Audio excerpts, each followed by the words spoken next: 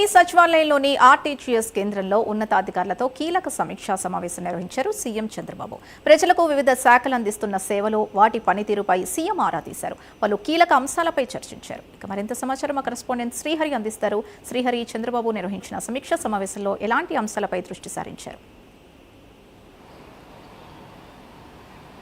సింధు, ఈరోజు రాష్ట్ర సచివాలయంలో సీఎం చంద్రబాబు అధ్యక్షతన ఏదైతే రియల్ టైం గవర్నెన్స్కి సంబంధించి పెద్ద ఎత్తున అంటే అధికారులందరితో కూడా సమీక్ష సమావేశం నిర్వహించారు. అయితే ఇటీవల జరిగిన విశాఖ ఏదైతే మత్స్యకారులకు సంబంధించి మిస్సింగ్ ఏదైతే బోట్లు మిస్సింగ్కి సంబంధించి ఈ ఘటన పైన ఏదైతే రియల్ టైం గవర్నెన్స్ ద్వారా ఏ శాఖల అధికారులు ఎలా పనితీరును కనబరిచారు అనే దానిపైన ఆయన ఆరా తీశారు. దాంతోపాటు ఆయా శాఖల అధికారులంతా కూడా దానిపైన పూర్తి స్థాయి ఎలాంటి డేటాను సేకరించారు అనే దానిపైన ఆయన అధికారులందరినీ కూడా అడిగి తెలుసుకున్న పరిస్థితి. అయితే ఈ నేపథ్యంలోనే ఏదైతే రియల్ టైం గవర్నెన్స్ ద్వారా అంటే ఇటీవల 5 రోజులు పర్యటనలు ముగించుకొని సీఎం చంద్రబాబు రాష్ట్ర సచివాలయానికి ఈరోజు వచ్చిన నేపథ్యంలో మొత్తం మీదుగా ఓవరాల్గా అసలు పీజీఆర్ఎస్ ఏవైతే ఉన్నాయో పీజీఆర్ఎస్ సమస్యల పరిష్కారానికి కూడా అధికారులు పూర్తి స్థాయి క్షేత్రస్థాయి నుంచి కూడా అధికారులు పనిచేయాలని చెప్పని అయితే ఆయన సూచిస్తున్న పరిస్థితి. అయితే ఈ నేపథ్యంలోనే అధికారులు ఎవరైతే ఈ సమస్యలన్నిటిపైన కూడా పెద్ద ఎత్తున ప్రజలు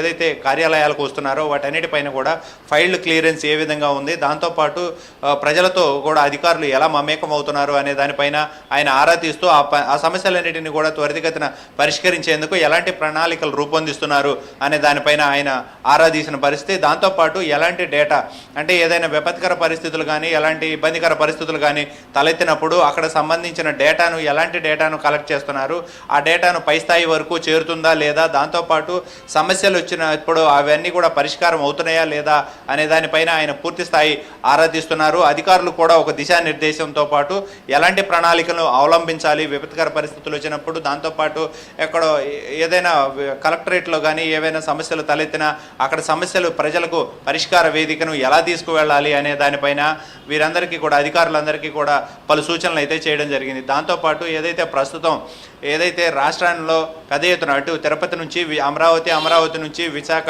ఏదైతే ఉందో ఈ 3 రీజియన్లను కూడా మరింతగా డెవలప్ చేయాలని చెప్పని రాష్ట్ర ప్రభుత్వం భావిస్తుంది. ఈ నేపథ్యంలోనే ఏదైతే అటు విశాఖ చూసుకున్నట్లయితే పెద్ద ఎత్తున రాష్ట్రానికి పెద్ద ఎత్తున పెట్టుబడులు, ఇండస్ట్రీస్ అవన్నీ కూడా తీసుకురావాలని చెప్పని డేటాకి సంబంధించి అంటే ఏదైతే ఐటీకి సంబంధించి పెద్ద ఎత్తున ఎస్టాబ్లిష్ చేయాలని చెప్పని రాష్ట్ర ప్రభుత్వం భావిస్తుంది. ఈ నేపథ్యంలోనే దాంతోపాటు అమరావతిలో కూడా ఎడ్యుకేషన్తో పాటు ఏదైతే ఇన్ఫ్రాస్ట్రక్చర్ను మరింతగా డెవలప్ చేయాలి అమరావతి రాజధానిలో అని చెప్పని భావిస్తున్న తరుణంలో, దాంతోపాటు ఏదైతే తిరుపతి ప్రాంతం అంతా కూడా ఇండస్ట్రియల్ ఏదైతే అంటే ప్రధానంగా ఎలక్ట్రికల్కి సంబంధించిన మ్యానుఫ్యాక్చరింగ్ యూనిట్స్ కానీ అదేవిధంగా శ్రీ సిటీ కానీ వాటితో చూసుకున్నట్లయితే డ్రోన్ సిటీ, దాంతోపాటు ఏదైతే బైకుకు అంటే స్పేర్ పార్ట్స్ వాహనాలకు స్పేర్ పార్ట్స్ని ఇవన్నీ కూడా డెవలప్ చేయాలని చెప్పని 3 ప్రాంతాలను కూడా అభివృద్ధి చేయాలని చెప్పని భావిస్తుంది. దీంతోపాటు మరిన్ని ఉపాధి అవకాశాలు, ఉద్యోగ అవకాశాలను కల్పించడమే లక్ష్యంగా కూటమి ప్రభుత్వం పనిచేస్తుందనేది ఆయన చెప్తున్న పరిస్థితి. అయితే ఈ నేపథ్యంలోనే మరింతగా అభివృద్ధి జరగాలి. దాంతోపాటు రోడ్లు, కారిడార్స్, కనెక్టివిటీతో పాటు పోర్టులు ఏవైతే ఉన్నాయో పోర్టులు కూడా మరింతగా డెవలప్ చేయాలని చెప్పని అయితే భావిస్తున్న పరిస్థితి.